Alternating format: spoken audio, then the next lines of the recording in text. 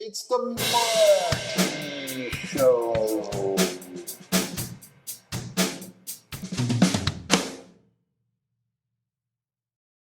Hello and welcome to the Marty Show. Today we're going to talk about Conan the Barbarian, more specifically the Savage Sword of Conan, the new Titan Comics issues that were released in the last few months. It's not as good as the new series by Jim Zub, Angelo de la Torre, and Doug Braithwaite, but this functions more as a classic anthology series, while the other one is more like a continuous series. Here's the first issue.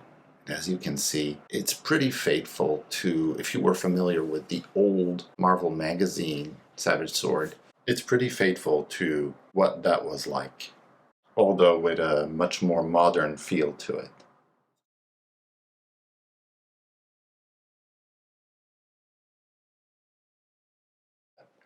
And you've got some nice pinups and a map of the Hyborian Age. You also have the first story here, the Dragon Horde. It's a good start, really.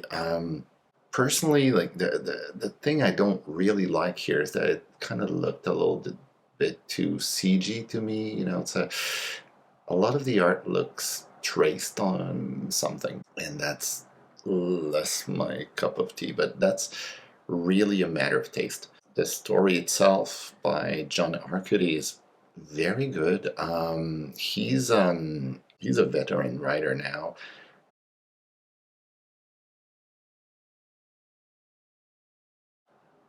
It's very good. It's, as you can see here, the violence is over the top, and there's a lot of nudity as well. I mean, of course, we're not gonna look at that because we're on YouTube. But yeah, like it gets pretty risque. So this is the first story. Here we have, again, like in the old magazines, we have a story here which is more like a short story by Jim Zub. Here we have Solomon Kane as a backup story. Almost prefer this story than the Conan one, which is bit ironic since this is Conan's magazine, but I prefer the artwork. The story's intriguing, but it is to be continued because they want you to buy the second issue.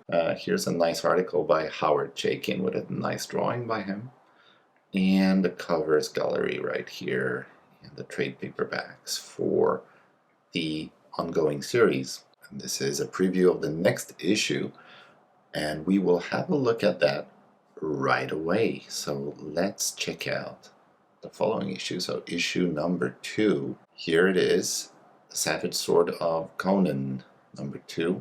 Not bad. Nice cover by Dave Dorman. Another, if you're familiar with the old Star Wars, Dark Horse Star Wars comics, he did the covers for those. And sorry for the glare. And here we have the stories included in this issue.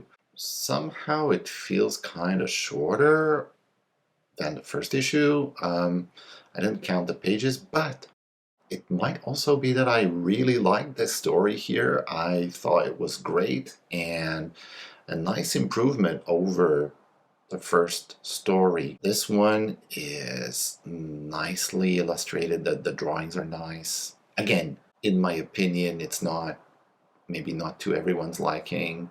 It's hard to please everyone, but this is more the kind of artwork. It's a bit grittier. It's not as clean looking, but it is definitely a step in the right direction as far as I'm concerned. I vastly prefer this, and it's got monsters, and it's very cool. So call me impressed. I really like this second story here. And here we go. We continue with Solomon Kane, and yeah, it's as good as the story in the first issue. Actually, it's a continuation of it. And yeah, my only quibble is that it's very short. But overall, I'm very pleased with this new Savage Sword of Conan. I absolutely recommend it. If you're a fan of Conan, Or even if you're not, but you like adventure stories, I would say check it out. Thanks for watching.